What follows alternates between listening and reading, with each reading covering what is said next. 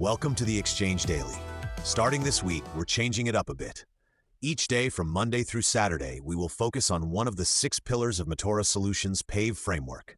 PAVE, which stands for Policy-Aware Validation and Estimation, delivers targeted, high-impact intelligence aligned with how federal and enterprise leaders actually evaluate and validate major IT, cyber, and acquisition investments under the FY 2026 NDAA. The weekly lineup runs as follows. Monday covers Pillar A on mission alignment and business outcomes. Tuesday focuses on Pillar B policy and compliance. Wednesday addresses Pillar C cost financial benchmarking and workforce, which is today's topic. Thursday covers Pillar D technical viability and architecture.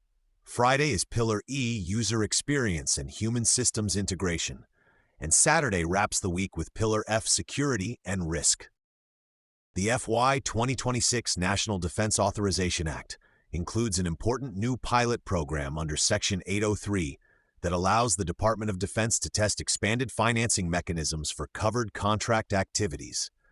This provision makes inventory management and production capacity expansion financing potentially allowable and allocable costs.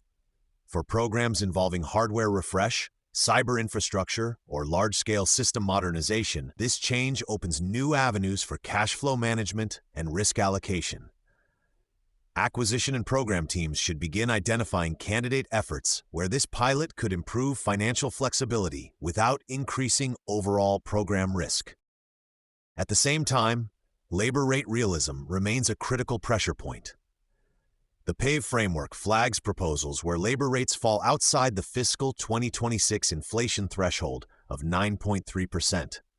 In an environment where general inflation has moderated, but specific labor categories in technology and engineering continue to experience upward pressure, proposals that do not adequately account for realistic escalation are structurally vulnerable during evaluation and execution. Cost estimators and officers should apply this threshold as an early screen before deeper parametric analysis begins. A particularly common flaw in modern proposals is what we refer to as the tech debt labor sink.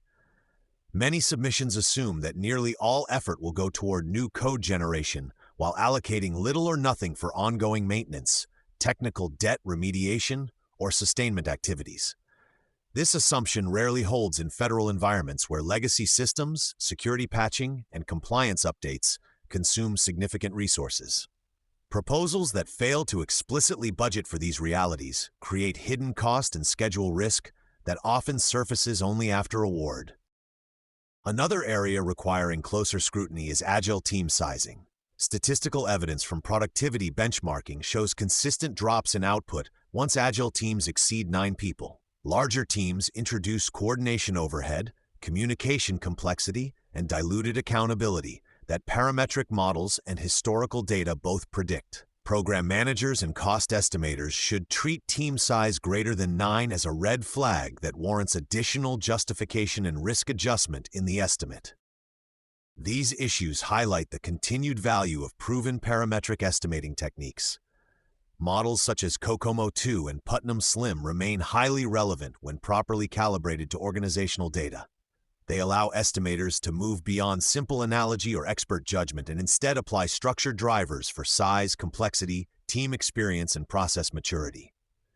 In the current federal environment, where AI-assisted development and hybrid agile waterfall approaches are increasingly common, these models provide a defensible foundation when combined with contemporary benchmarking data.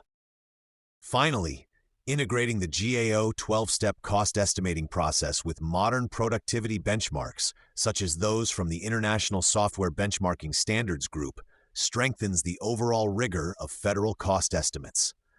The 12-step process provides the structured framework, while external benchmarking data helps calibrate assumptions and identify outliers. Organizations that treat cost estimating as a one-time compliance exercise rather than an ongoing analytical discipline continue to experience the largest variances between estimated and actual costs.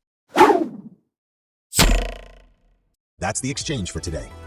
Remember, guesswork isn't a strategy. We'll see you next time for the 5 minutes that secure your next 24 hours. The Exchange newscasts and newsletters are productions of Matora Solutions LLC, Matora is both a hub zone and a service-disabled veteran-owned small business. While every effort is made to keep details accurate as of publication time, readers and listeners should always confirm time-sensitive items, such as policy changes, budget figures, and timelines directly with official documents and briefings. The exchange is for informational purposes only. It does not constitute legal, investment, procurement, security, compliance, technical, or any other form of professional advice. No attorney-client, advisor-client, or other professional relationship is created by listening to or reading this content. Always consult qualified professionals and validate with primary sources before taking any action. All information is from publicly available sources. All rights reserved. Copyright Matora Solutions LLC 2026.